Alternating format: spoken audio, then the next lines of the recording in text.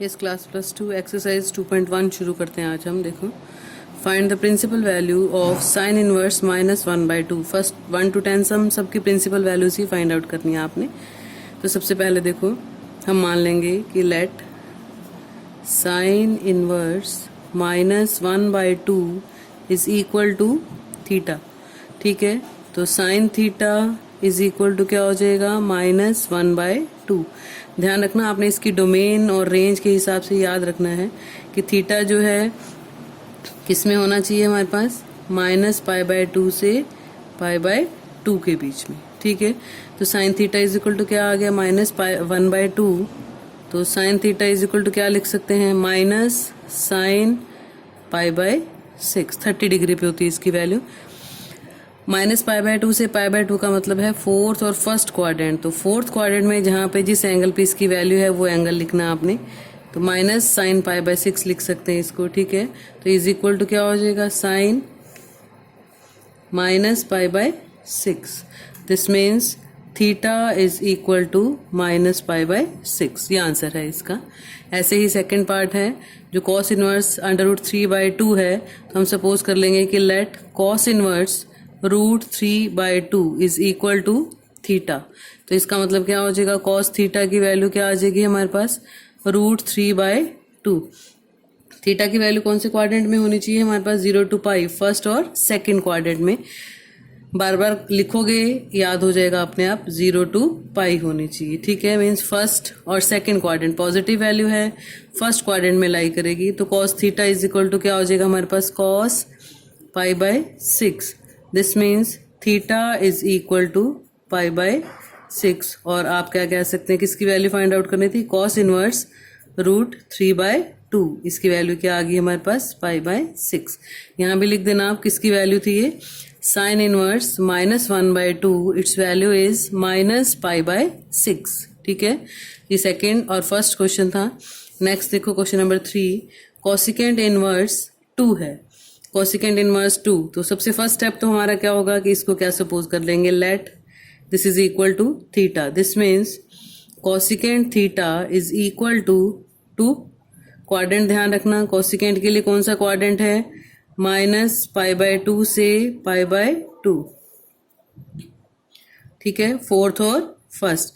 इसमें ध्यान रखना 0 इंक्लूड नहीं है। ठीक है, तो cosecant theta is equal to 2 ले लिया हमने, पॉजिटिव है तो कौन से क्वाड्रेंट में आएगी, फर्स्ट क्वाड्रेंट में। इज इक्वल टू क्या लिख सकते हैं इसको, cosecant π/6। This means theta is equal to क्या हो गया, π/6। किसकी वैल्यू फाइंड आउट करनी थी हमने, कॉसिकेंट इनवर्स 2। तो क्या आ गई इसकी वैल्यू, π/6। सेम अब क्वेश्चन नंबर 4 है, इसको भी लेट कर लेंगे। Let this number is equal to theta. तो जैसे हम इसको थीटा लेंगे, tangent theta is equal to क्या आएगा हमारे पास, -√3। क्वाड्रेंट ध्यान रखना इसका, क्वाड्रेंट कौन सा है, -π/2 से π/2 है। Theta belongs to -π/2 to π/2। Open interval है, π/2 पे डिफाइन नहीं होता, ये ध्यान रखना। तो tangent theta is equal to -√3 है। तो टेंजेंट थीटा माइनस है तो कौन से क्वाड्रेंट में, फोर्थ क्वाड्रेंट में। माइनस टेंजेंट π/3, या फिर इसको क्या लिख सकते हैं, टेंजेंट -π/3। तो थीटा की वैल्यू क्या आ जाएगी, -π/3।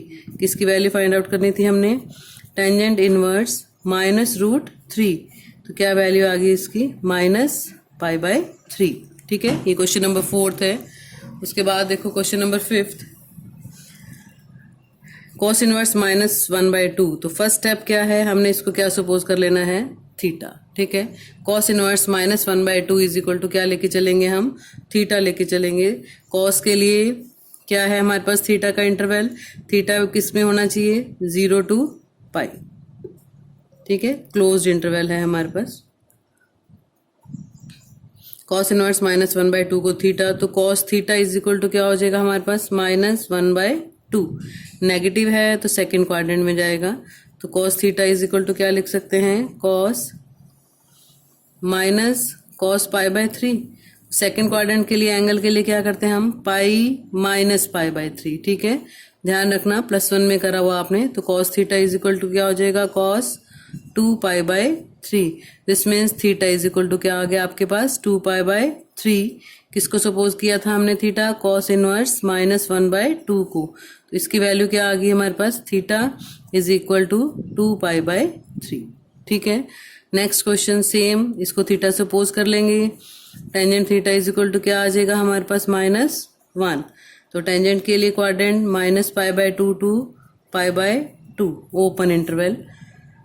तो tangent theta is equal to क्या हो जाएगा, fourth quadrant minus tangent π/4। Fourth quadrant के एंगल को सेम एंगल जो फर्स्ट क्वाड्रेंट वाला है विद नेगेटिव साइन लिख सकते हैं हम इसको।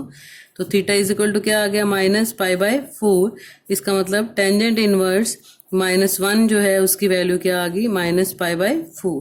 7th 8th 9th और 10th सेम है, आपने अपने आप करने हैं। ठीक है, उसके बाद देखो इसका क्वेश्चन नंबर 11th।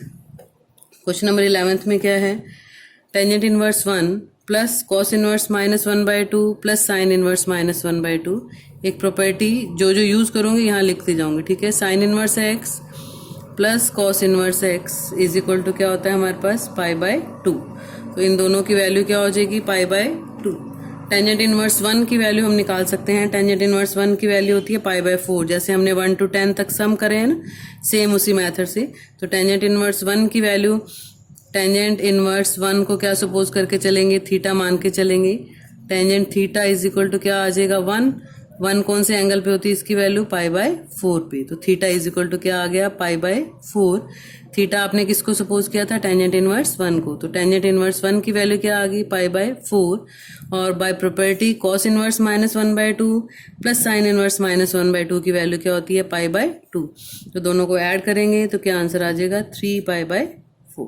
ठीक है, ऐसे ही ये दोनों सम है। देखो कॉस इनवर्स 1/2 है, कॉस इनवर्स 1/2 को सॉल्व करेंगे, इसकी वैल्यू आती है π/3। साइन इनवर्स 1/2 को सॉल्व करेंगे, इसकी वैल्यू आती है π/6। तो π/3 प्लस 2 इंटू π/6 कैंसिल हो जाएगा, ये भी क्या बन जाएगा π/3। तो क्या आंसर आ जाएगा इसका 2π/3। क्वेश्चन नंबर 13 और 14 ऑप्शनल है, अपने आप ट्राई कर लेना। ठीक है, ओवर।